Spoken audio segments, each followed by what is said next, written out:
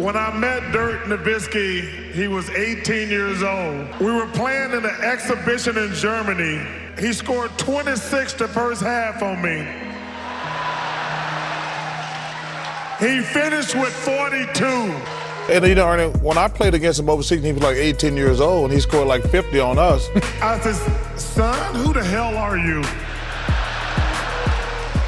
He says, I'm Dirk Nowitzki. I says, where you going to college? He says, I'm going in the Army. I says, there are no 7 feet people in the Army. I says, you should go to Auburn University. I tried to give him money to go to Auburn. Yeah, exactly. I told him I knew he was going to be great. It's a man of high principles. I would tell him, Dirk man. is. That would have been a great investment. Yeah. And I just want to tell you this. You could have made some out of yourself if you had went to Auburn. Yes. The biggest issue I had was I had to guard Dirk. When Jalen was going through that, they started me out on Dirk. Dirk put 2 fouls on me so goddamn quick. I'm sitting on the bench, frustrated, mad. You find out you're getting traded to Dallas. Dirk is there. I know who Dirk is. Tell us your version of Dirk Nowitzki and your relationship with him. I mean, it's great, man. Obviously, we all know the basketball stuff. Yeah. But on court, you know, off the court, he's humble, like very funny. Yes. Has jokes, Yes. terrible jokes. Terrible. Shout out to you, Dirk. Terrible jokes, though. But just being coming as a kid from Europe, coming to Dallas to being a part of Dirk's last season, it was unbelievable. 41? Man, he was a problem, man. But he was Dirk is so dope, man. He welcomed me right away, man, with open arms. He's a superstar, but the humblest superstar you will ever meet. Mm-hmm. Low maintenance kind of guy. For sure. He didn't prefer no star treatment. Yeah. Even though they gave it to him, but he wasn't requested. Exactly. Or doing Hollywood shit. He wasn't doing none of that. He was a good teammate. One of those guys that will push you, but not really say much about his actions. He's hilarious, by the way. He's a clown, bro. Dirk is a funny dude. I don't know if you got to experience Dirk. Playing all the time. Man, he's a funny dude, man. But just seeing his work, man, he put the work in, man. He said that to everybody, man. He cooked Dirk go at everybody, man. It didn't matter.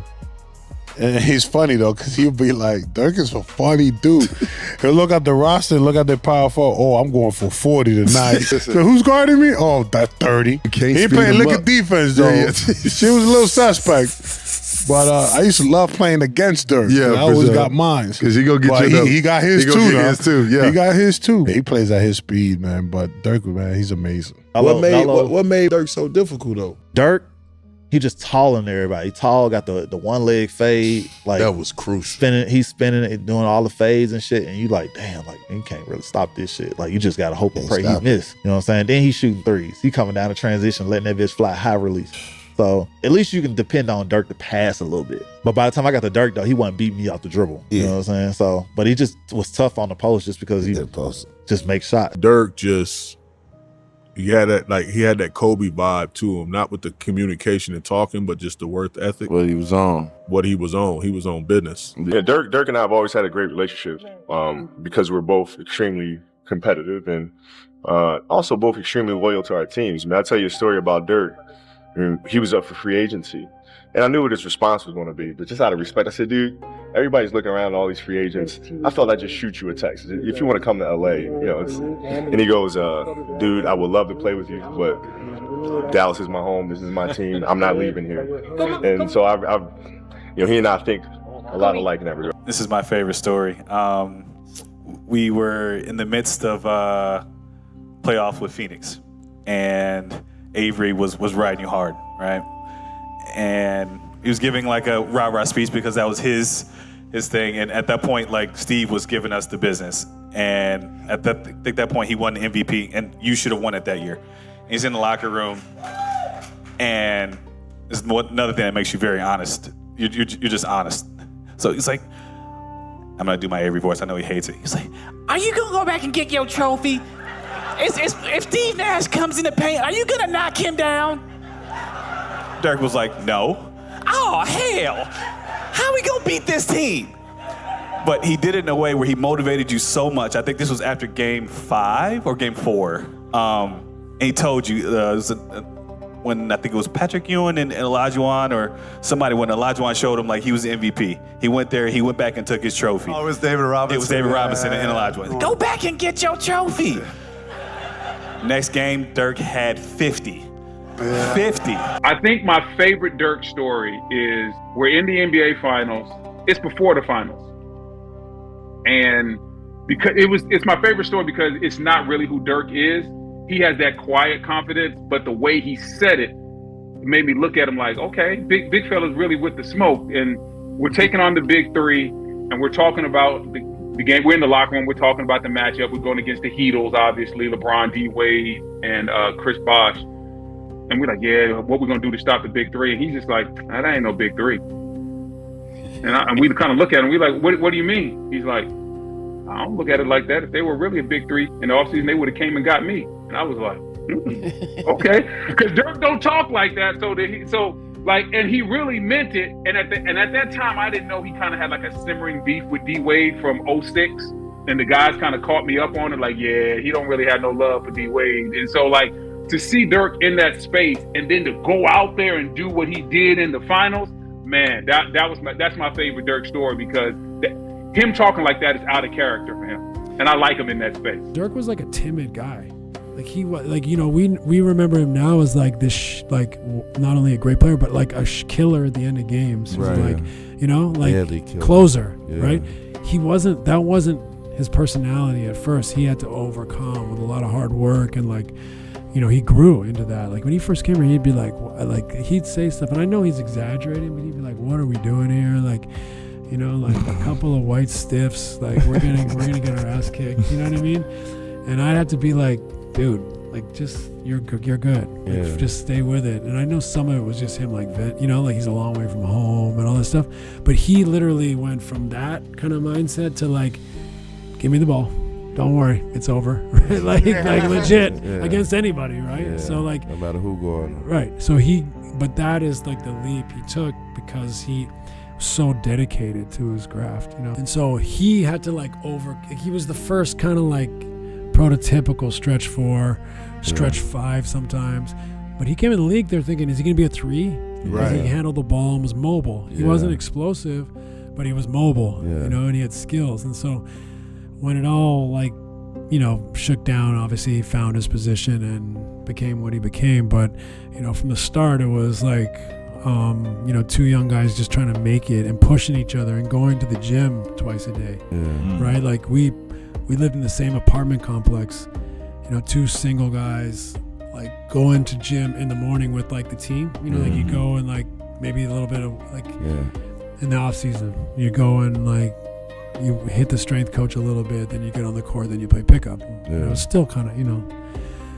But then we would come back at night and play 1-on-1, force, and like push each other, like whatever, maybe conditioning, whatever. Like that was the the foundation, I think, of like our relationship, but also our growth. Right? Can your main guy be a stretch 4 guy? No. Because Dirk Nowitzki is the only main guy that was a stretch 4 guy that led his team to a championship. See, but I think Dirk is a little bit different. Yeah. I think Dirk and Kevin Durant, they're a little bit different because they get the ball. When we start talking about stretch 4, we're basically talking about who stands out there and opens up the court. Yeah. I don't think Dirk is a stretch 4.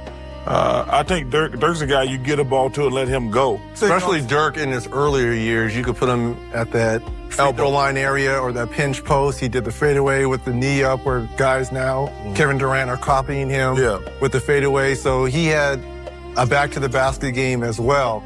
But on the flip side, he just so happened to be one of the best 6'10", 6'11" shooters this game has ever seen. I didn't know how great he was until one day I'm at TNT and I saw that he passed me up on the score, and I'm like, wait, and I had to go back and make sure that, you know, they weren't cheating me out.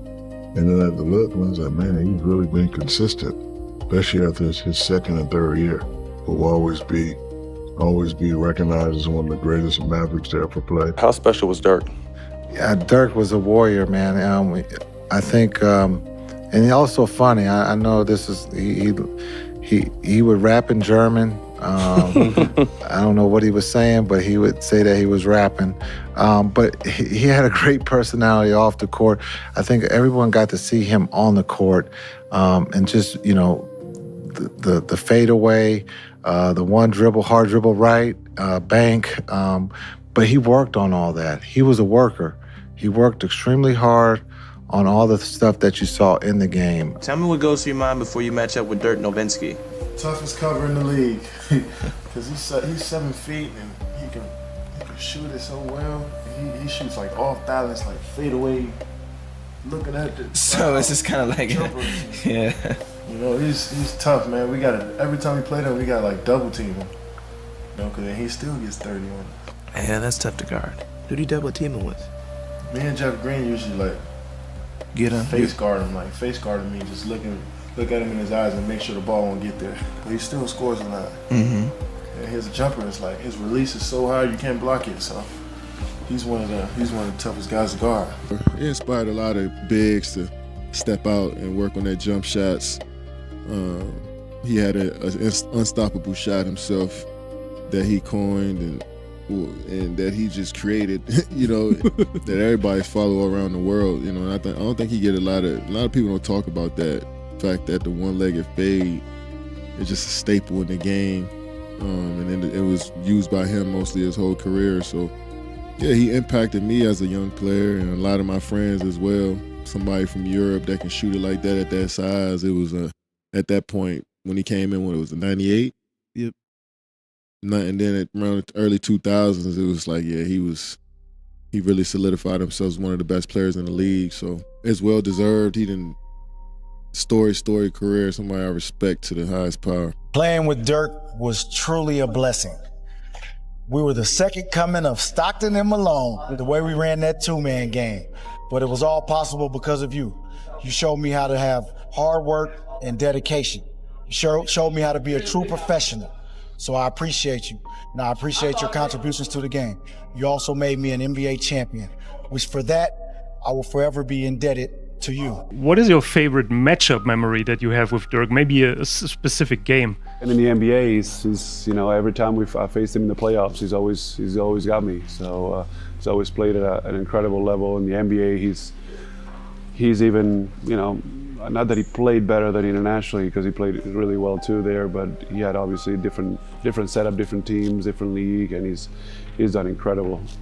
So it's one of the guys that I've always kind of tried to match up myself against and look up to and try to get to his level, kind of him, KG, and Tim Duncan. Dirk?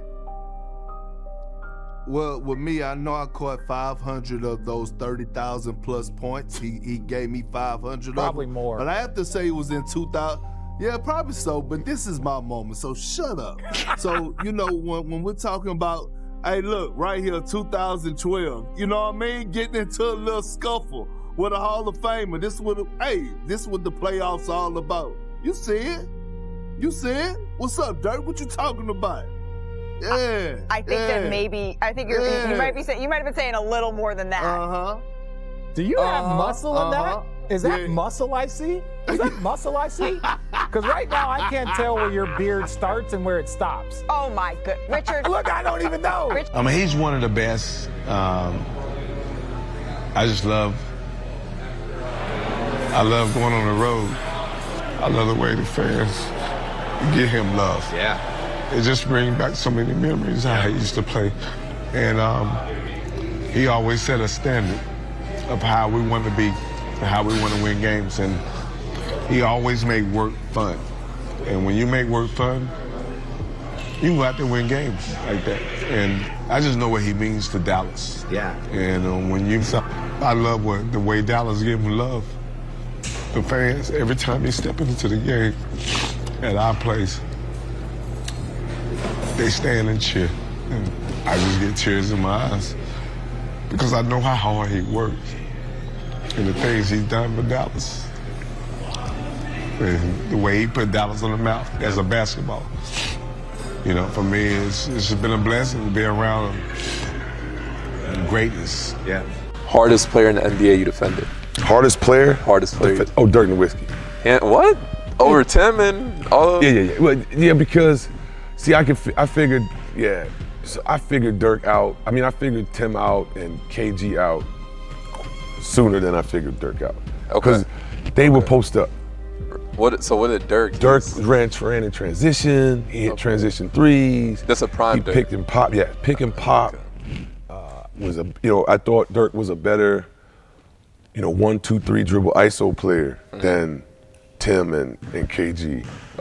Now they had some other parts of their game that were tough, but just speaking of the 3 best players at my position while I was in the NBA, it was those 3 guys. And then, Dirk and Tim were in my division, but because Tim would be more or less considered traditional.